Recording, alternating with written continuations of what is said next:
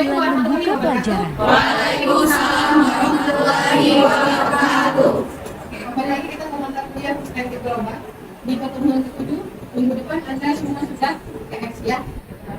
Sebelum kita memulai pelajaran kita pada hari ini, marilah kita mengucapkan suara secara bersama-sama. Bismillahirrahmanirrahim. Bagi yang berbeda keyakinan, silahkan berdoa dan masing-masing. Oke, itu. Semoga Tuhan memperlancar usaha kita dalam mendekat. Sebelum kita melanjutkan materi, silakan isi presentasinya pada link yang sudah saya kirimkan di aplikasi masing-masing di aplikasi. Ya, perlu 7 menit.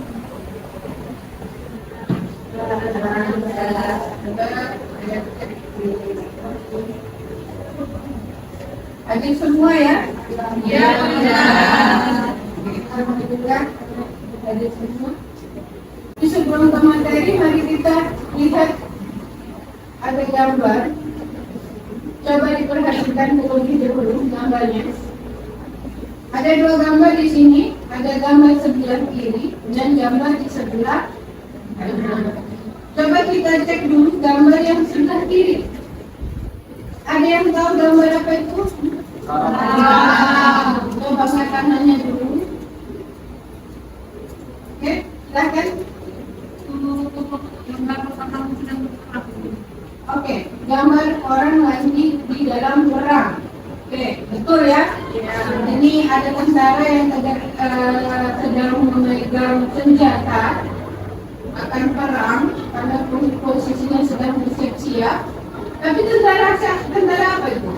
Kalau dilihat dari gambar bendera di lengan kanannya, Ukraina.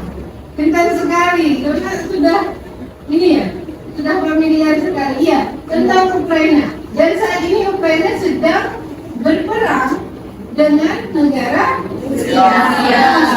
Betul sekali. Lalu kita Keterampilan bertanya. Gambar sebelah kanan. Gambar apa itu? Ada yang tahu? Coba angkat tangannya.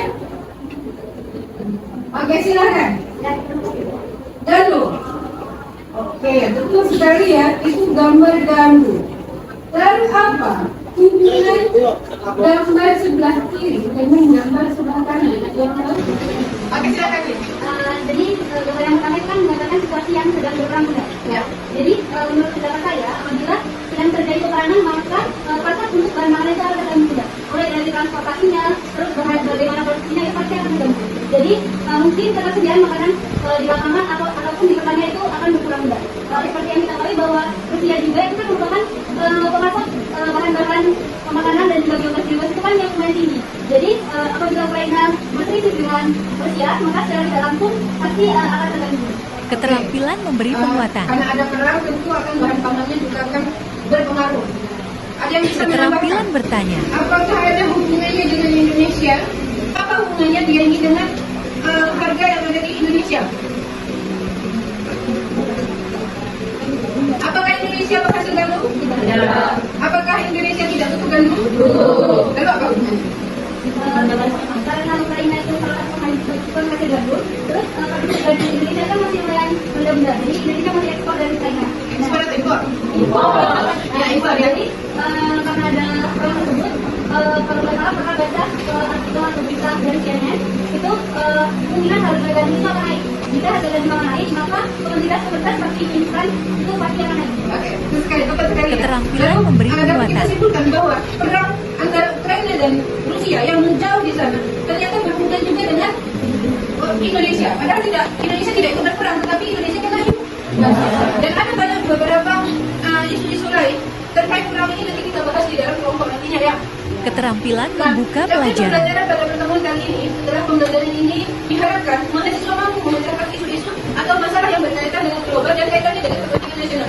Lalu juga dapat mempresentasikan dengan rasa tanggung jawab dan penuh cinta terhadap tanah air. Akhirnya kita ada 2 mengenai isu-isu global dalam kepentingan nasional, dan yang kedua itu adalah masalah-masalah global yang ditinjau dari kepentingan nasional. Nah, dari dua materi ini kita nanti akan melakukan case method atau pemecahan masalah. Pada awal materi nanti saya akan menjelaskan dan kita berdiskusi mengenai konsep-konsep mengenai isu global dan masalah global. Lalu setelah itu Anda akan dibagi menjadi beberapa kelompok yang berisikan 4 sampai 5 orang mahasiswa untuk mendiskusikan suatu kasus. Masih hubungannya dengan isu global dalam kepentingan nasional. Apakah sudah siap untuk belajar hari ini? Siap. Oke, siap ya. Materi Keterampilan pertama, menjelaskan. isu global dalam kepentingan nasional. Oke, kita mulai dari pertumbuhan penduduk dunia. Coba semuanya perhatikan tayangan pada gambar di bawah di hadapan Anda mengenai timeline pertumbuhan penduduk dunia. Keterampilan bertanya. Ada yang mau mendeskripsikan itu tentang apa? Nah, siap, silakan. Itu tentang bagi pertumbuhan penduduk dunia, yang mana pada setiap tahun itu mengalami peningkatan yang signifikan. Iya. Dari 1950 sampai ke tahun 2025 itu akan mengalami peningkatan jumlah penduduk yang sangat besar. Oke.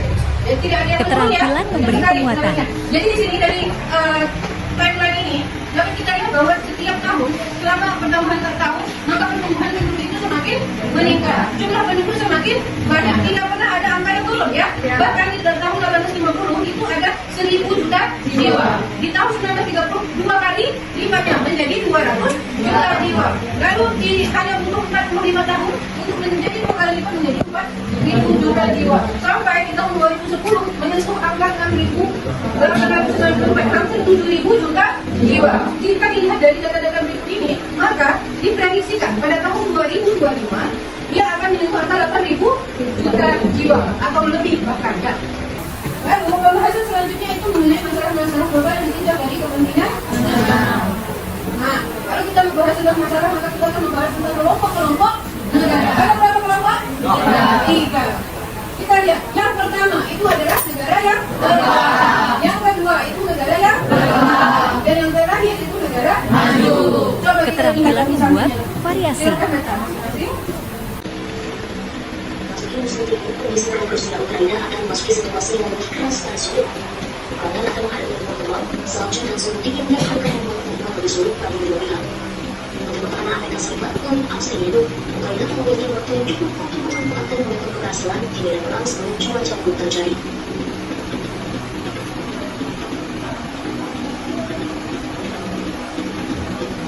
Mengenai perang antara Ukraina dan Rusia. Akan menyebabkan kemarahan lebih menjaga kondisi tetap hangat, kendaraan maupun senjata akan lebih sulit dirawat dan dioperasikan. Selain itu, salju juga dapat mempersulit pendeteksi dan pencegahan. Pensiunan Australia Amerika Serikat Mark Kensey mengatakan pertempuran mungkin akan terfokus di desa desa karena pelindungan yang ditawarkan kepada siapapun yang mengendalikannya. Namun, Ukraina memiliki keuntungan dalam hal pasokan yang diterimanya dari NATO yang negara-negara lain meliputi peralatan cuaca dingin. Sementara, Rusia mengalami masalah logistik yang signifikan selama perang. Namun Kensey menyebut Rusia berharap mobilisasi dan cuaca akan menstabilkan dan sehat. Selain itu, Rusia akan memperpanjang perang dengan harapan kebutuhan Eropa untuk Ukraina akan dapat di bawah tekanan inflasi dan harga energi yang tinggi saat cuaca dingin. Rusia juga melakukan serangan yang mengagetkan kota-kota dan infrastruktur energi di Ukraina dan meningkatkan tekanan pada produksi kedua negara itu menjelang musim dingin. Keterampilan menjelaskan. Ya. Dari video ini dapat dilihat bahwa adanya cuaca yang makin dingin itu kan menjadi siasat perang yang lebih baik lagi ya, karena dua negara ini punya strategi khusus. Bahkan di dalamnya tadi Rusia merencanakan apa? Perangnya lebih cepat selesai atau lebih panjang? Lebih panjang justru ya, karena adanya niatan panjang ini maka isu-isu masalah yang ada akan semakin banyak. Bukan hanya tadi yang ada komoditas gandum itu saja, tetapi ada banyak hal yang kemudian akan berdampak dari negara-negara dua negara ini kepada negara lain. Ya. Keterampilan mengelola kelas. Anda akan dibentuk menjadi beberapa kelompok, berisikan 4 sampai 5 orang. Silakan dibentuk kelompoknya. Keterampilan membimbing diskusi kelompok kecil. Sudah mendapatkan kelompoknya masing-masing? Sudah. Isinya 4 sampai 5 orang, betul? Oke. Sudah siap untuk diskusi kita? Siap. Dan waktu kerja Anda adalah sekitar 30 menit. Setelah itu Anda akan perwakilan kelompok akan mempresentasikan hasil diskusinya lalu ditanggapi oleh kelompok yang lain.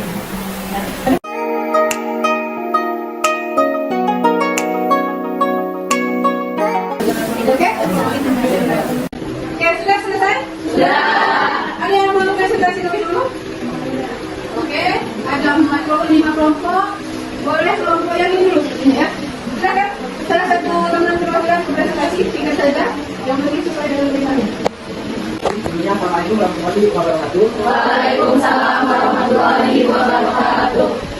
Semuanya, di sini saya Penasihat Hidayatto, saya perwakilan dari Bogor yang akan menyampaikan hasil diskusi yang kami laksanakan tadi, yaitu tentang dampak perang Ukraina dan Rusia ini terhadap kepentingan nasional di Indonesia. Nah, tadi kami sudah bisa di beberapa sumber dampak yang kita rasakan akibat adanya perang ini. Ada beberapa sektor yang berpengaruh. Yang pertama yaitu sektor pertanian. Dan di sektor pertanian ini kita kewalahan tentang kenaikan pupuk yang terjadi di Indonesia.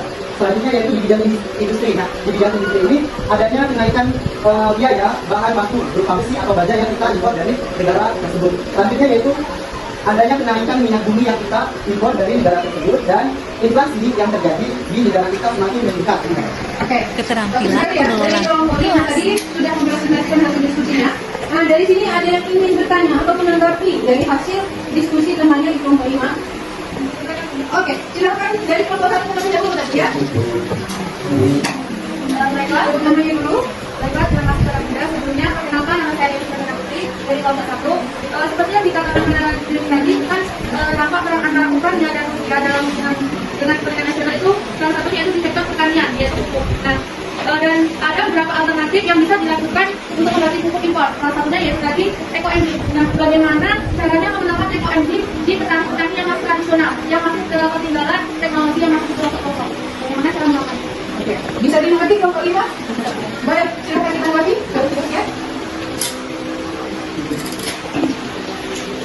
Baik, terima kasih dari Devi atas pertanyaannya. Tentunya bagaimana kami sosialisasikan terhadap petani? Tentunya kita harus bekerja sama dengan pemangku kebijakan yang ada di daerah tersebut. Itu tidak cukup. Terima kasih. Oke, Mas sudah mempresentasikan dari beberapa kelompok juga ikut berpendapat. Nah, boleh pertanyaan buat kelompok. Oke. Keterampilan menutup pembelajaran. Dari awal sampai akhir tadi, apakah ada yang bisa menyimpulkan pembelajaran kita pada hari ini? Boleh angkat tangannya? Oke. Coba. Kesimpulan yang dapat kita tarik pada pembelajaran pada hari ini, yakni dengan bertambahnya dan berkembangnya penduduk dunia yang bisa berkembang terus-menerus, itu dapat menimbulkan konflik. Contohnya saja perang antara Rusia dan Ukraina. Saja dibantu saja. Oke, bagus sekali ya. Oke, tadi sudah bagus sekali dari contoh ini. Selanjutnya kita akan mengerjakan kuis. Silakan siapkan perangkat kontennya masing-masing untuk mengerjakan kuis. Silakan ketik join myquiz.com lalu masukkan kode. Ada 6 kode itu.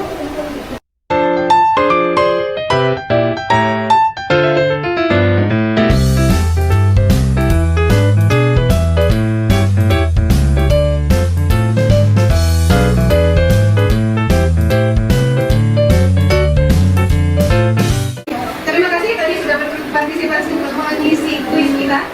Menutup pembelajaran kita pada hari ini, dari hasil kuisnya ternyata hasilnya bagus ya. Banyak yang sudah mendapatkan nilai yang sempurna.